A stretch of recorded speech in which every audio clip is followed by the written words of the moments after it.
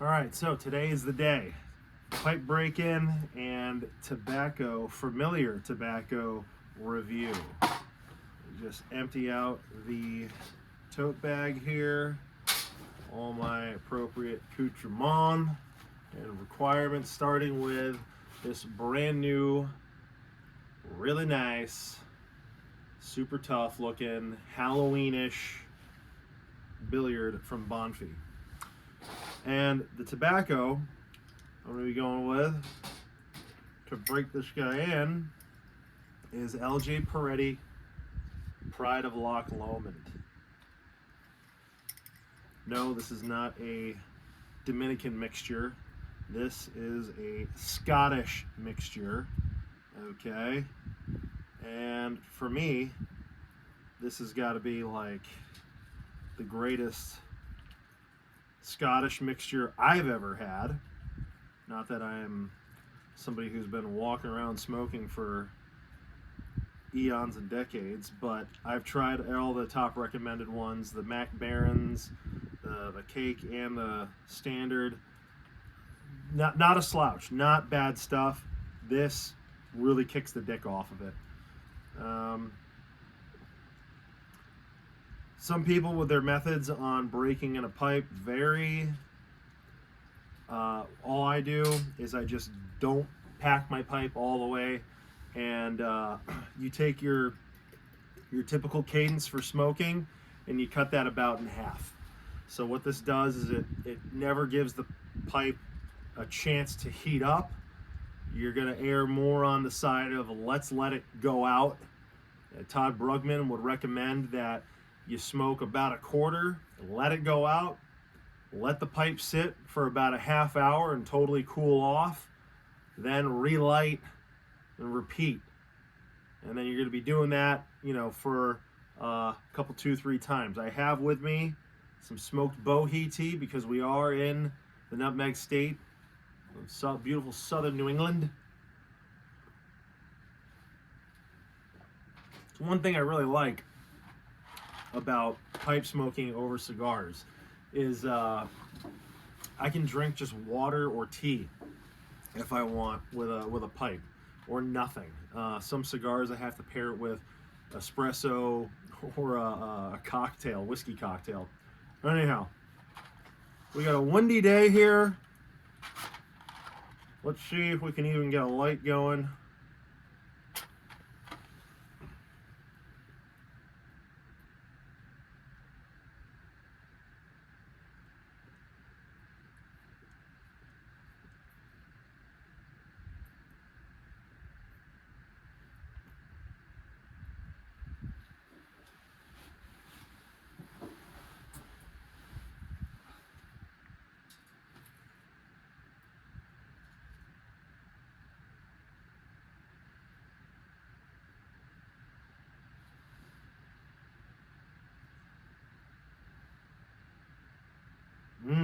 There's such a fullness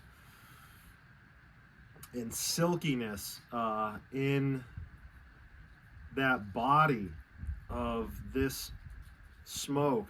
I haven't even smoked this tobacco in a few weeks. If you watch my previous video, I have been sick, so I haven't smoked at all in over a week. And now smoking one of my favorite tobaccos out of a virgin pipe, this is really, really a little bit eye-opening. So you're going to have to give me a moment or two here.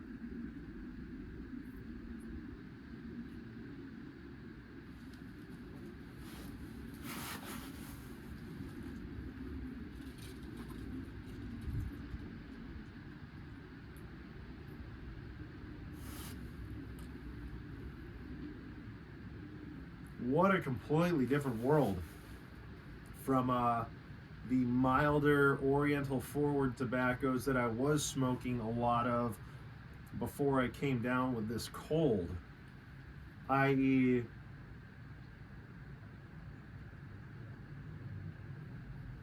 Sam Gow with Skiff Mixture and Navy Flake.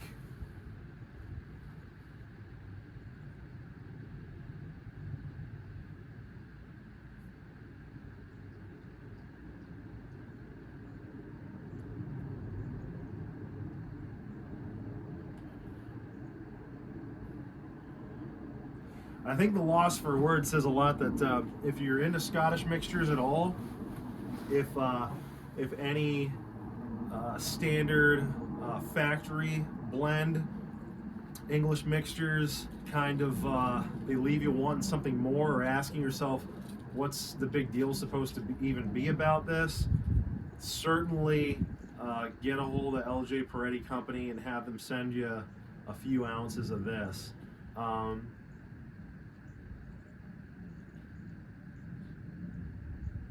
I first grabbed this tobacco in the shop when I was up there visiting, and I asked Todd Brugman, well, tell me, what are your Scottish mixtures?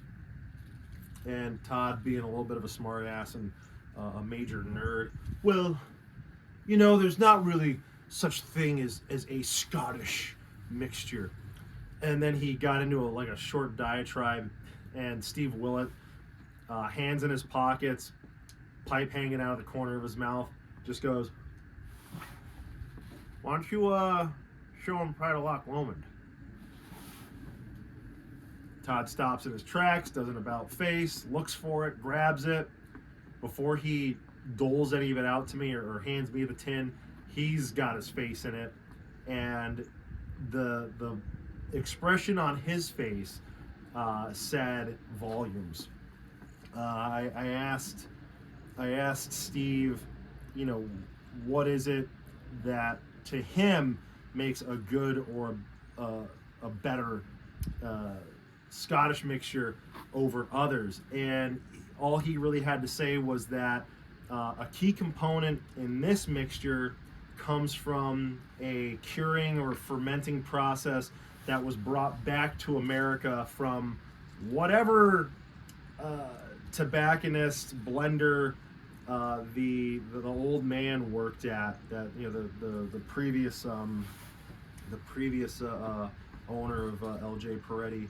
There's a lot of people screaming in the comments right now, you idiot, you don't know this guy was the Steven Spielberg of pipe smoking. Okay, whatever.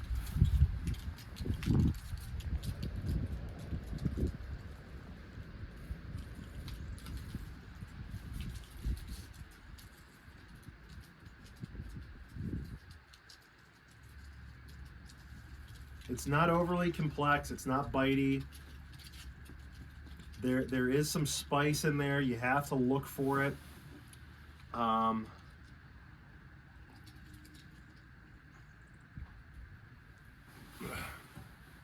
There may be an equal level of creaminess in here.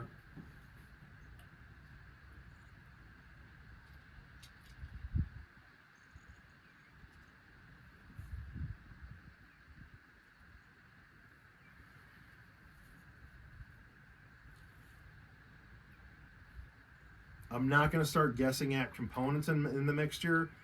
LJPeretti Company is extremely guarded when it comes to what they're even putting in their stuff.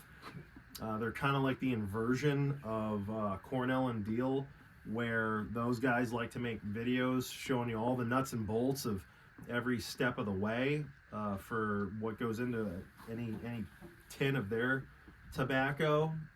LJPeretti Company, not so much. They're like the MI6 of pipe tobacco. Shrouded in secrecy they are.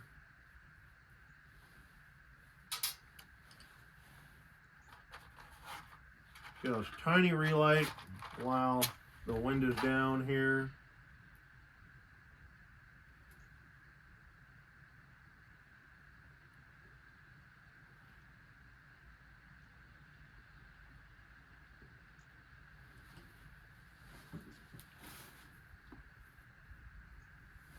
Even though I don't think I need it, I'm gonna use my Valmon pocket protector here.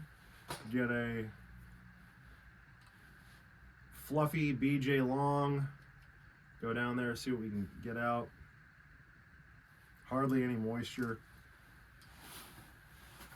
I was thinking of breaking in this pipe with some LJPeretti Park Square. when I opened up the tin of it, because I didn't have any that was previously, you know, dried out and ready to smoke like I do this, and I stuck my face in the tin, and I was overcome with a lot of chocolate. There's a lot of like a kind of a subtle molassesy and a lot of chocolate that hit me in the face.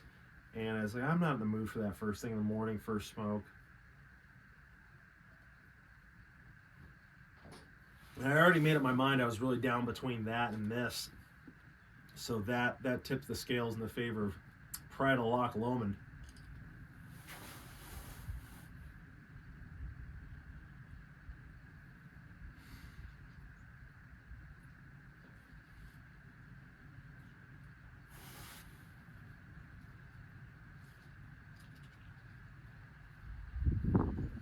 Yeah, I gotta say, you know, maybe the elevation and intensity that I'm getting is just because I haven't smoked in so long. Maybe it's because this is a virgin pipe and there's nothing to corrupt or influence the flavors that I'm getting out of this.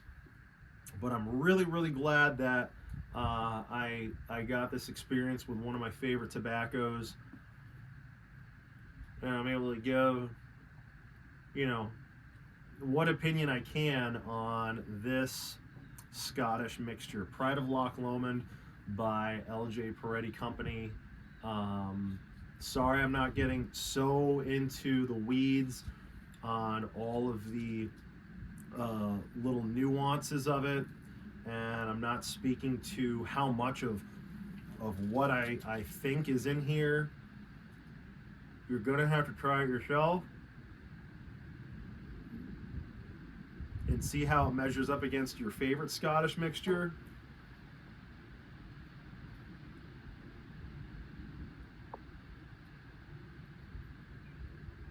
Or against the other Scottish mixture that LJPeretti is doing right now. It's called Dundee. Give that one a shot as well. This one is really kind of the rock star of the two.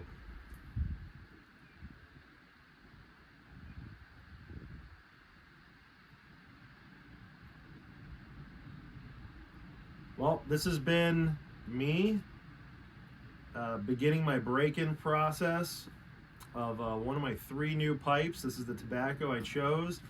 The next pipe is going to be that Chubby Billiard, and